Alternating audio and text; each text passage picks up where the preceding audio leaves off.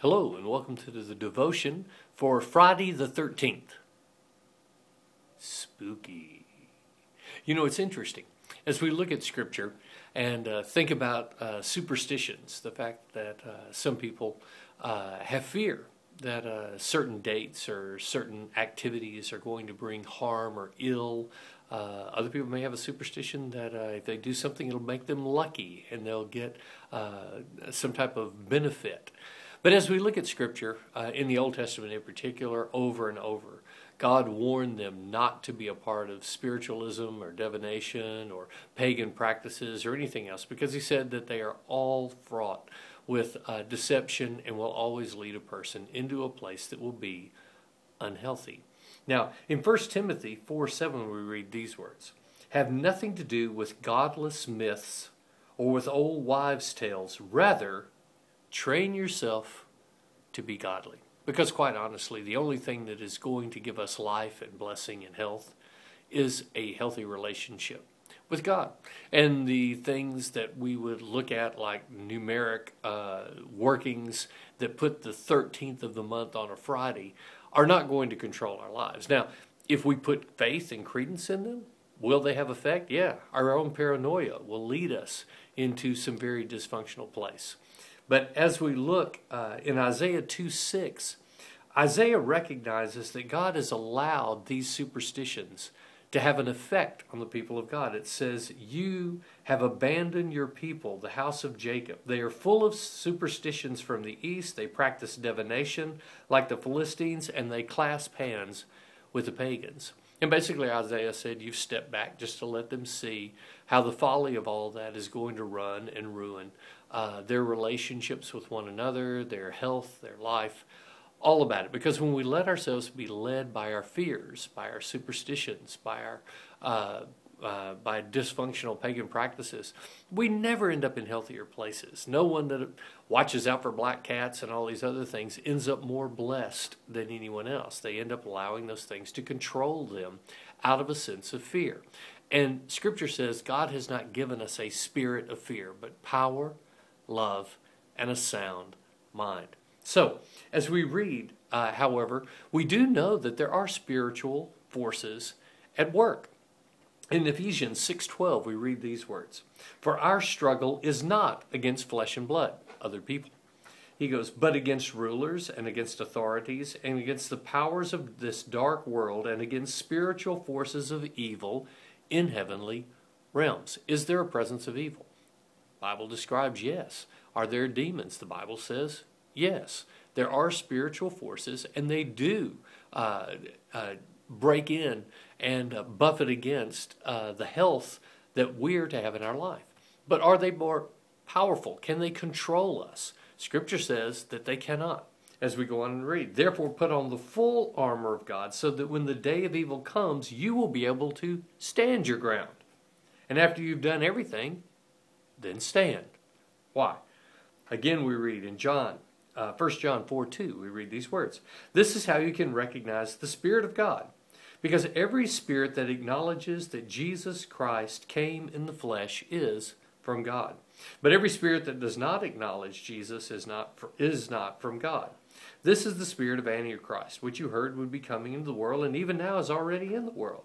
But you, dear children, are from God and have overcome them. Because the one who is in you is greater than the one that is in the world." We also read in Scripture, when the enemy comes in like a flood, raise up a standard against him. And do what? Stand, resist. Why? Because greater is he that is within us than the one that is in the world.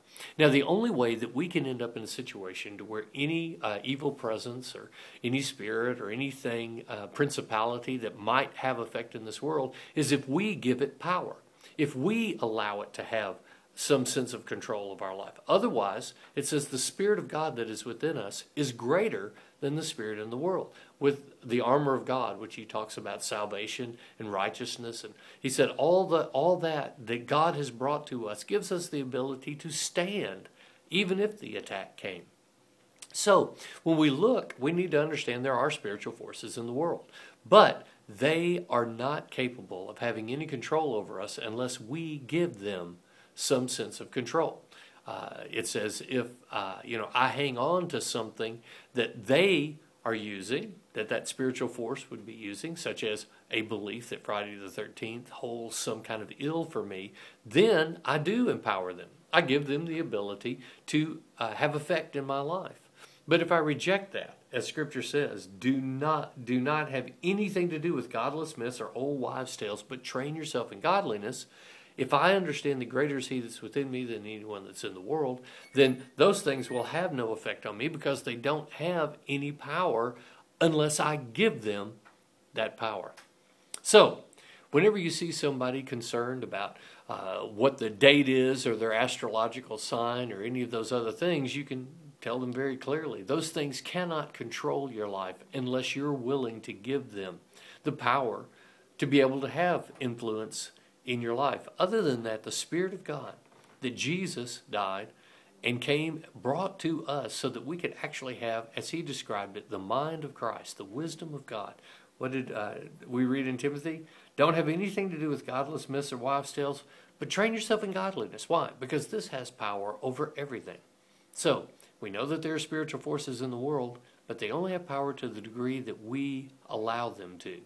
Other than that, greater is He that's within us than the one that's in the world. So, let's pray.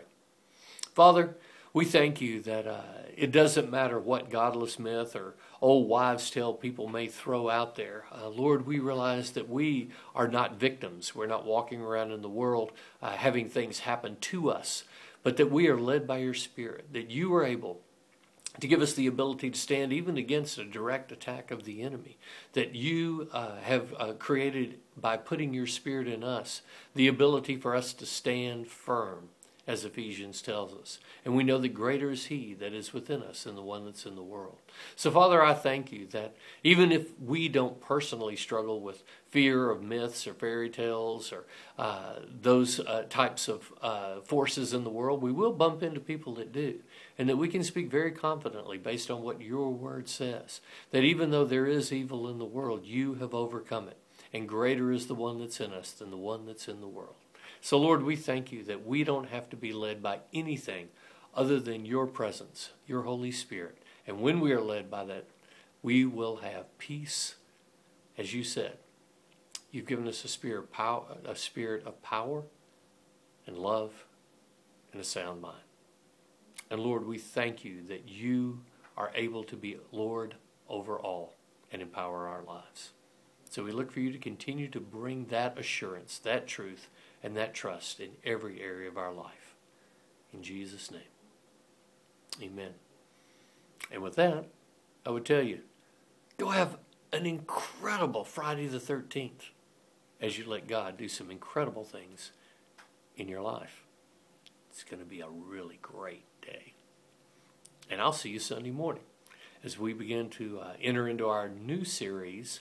And, we're still last of the old series, Baggage. We're going to be talking about how God gets us free, how our baggage may have ripples, but will never be able to have the effect to derail the purpose of God in our life. Good news. See you Sunday. Lord bless.